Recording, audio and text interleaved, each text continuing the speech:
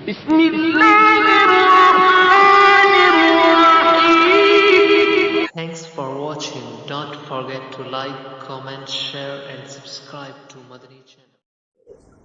اللہ تعالیٰ مسلمانوں کو اچھے حالات سے بھی انعام دیتے ہیں، ناگوار حالات سے بھی انعام دیتے ہیں، بیماری میں بھی انعام دیتے ہیں کہ بیماری آئی کہ بیماری رحمت، تندرستی نعمت.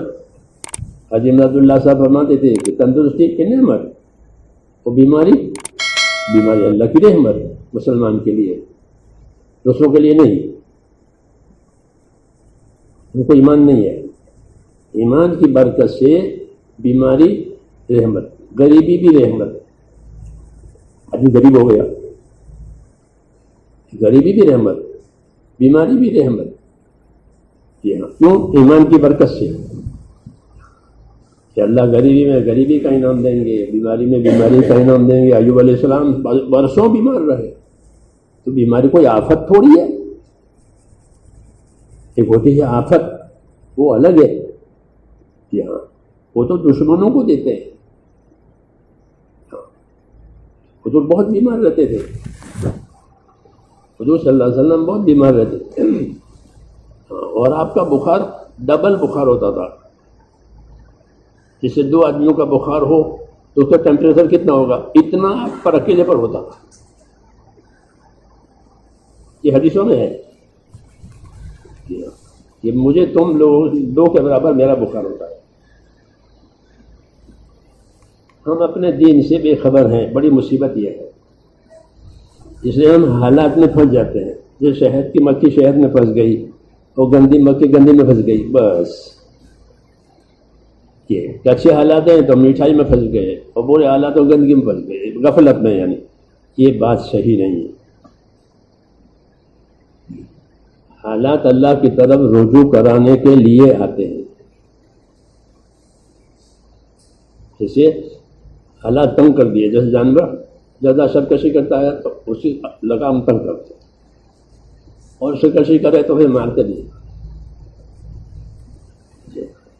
جو ہوتا ہے نا، ایسے اللہ کا بھی نظام بات ہے اللہ کی طرف سے کہ ان پر حالات تنگ کر دیا کہ وہ ہماری خیر کے لیے ہے. کبھی بھی ڈرنا نہیں چاہیے حالات سے، اللہ سے ڈرنا چاہیے. اللہ سے ڈرنا چاہیے. کیوں؟ حالات کون بیچتا ہے؟ اللہ بیچتے ہیں. سورج اللہ اگاتے ہیں، وہ چھپاتے ہیں. رات دن وہ اللہ لاتے ہیں. ایسے سارے حالات اللہ لاتے ہیں. ناگوار حالات آئے ہیں تو اللہ کی طرف رجوع کرو، توبہ کرو، اپنے گناہوں کی معافی مانگو، تاکہ اللہ تعالیٰ اس کو کھول دے. کہ ہاں، جب ہماری دعائیں، ہمارا استغفار اتنا ہو جائے گا جتنا اللہ چاہتے ہیں تو اس کو کھول دیں گے. ہاں، اٹھا لیں گے اپنی قدرت سے. یہ سب معاملہ اللہ سے وابستہ ہے. سمجھنا ہے نا بات؟ اس لیے ہم اپنے کام میں رہیں. دنیا میں کیا ہو رہا ہے اس کے دن میں نہ رہیں. ہمیں کیا کرنا ہے اس میں رہیں، تو اللہ تعالیٰ خوش ہوں گے. جب اللہ خوش ہوں گے تو پھر سارے حالات ٹھیک ہو جائیں گے.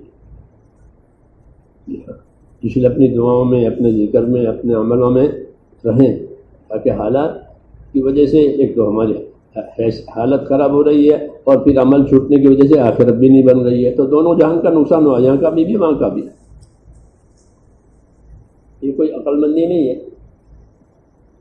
کہ یہاں کا بھی نقصان ہو رہا ہے، وہاں کا بھی نقصان ہو رہا ہے. ایسا نہ کریں، بلکہ ہم کو یہاں اللہ نے موقع دیا ہے، خوب اللہ میں لگے رہیں، نمازیں پڑھیں، دعائیں مانگیں، صدقہ کریں. یہاں اپنے عملوں کو اللہ کی مدد کا وسیلہ بناؤ. یہ حکم ہے،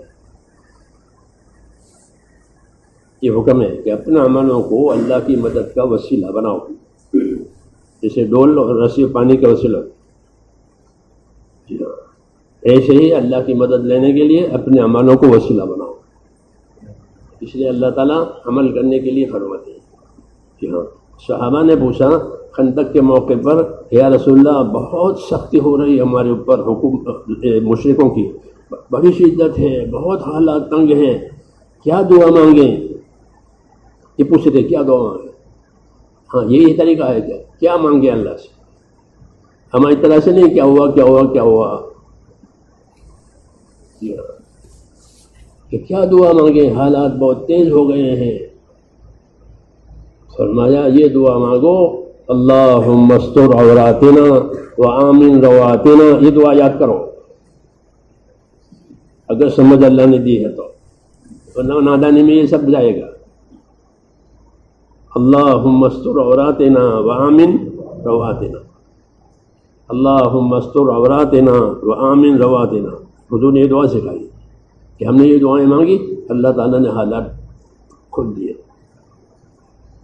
ہمارے پاس تو ہر چیز کا علاج ہے, راستہ ہے, کیونکہ ہمارا دین ہدایت کا دین ہے, افواہوں کا دین تھوڑا ہی ہے. اس لیے اپنی سمجھ سے کام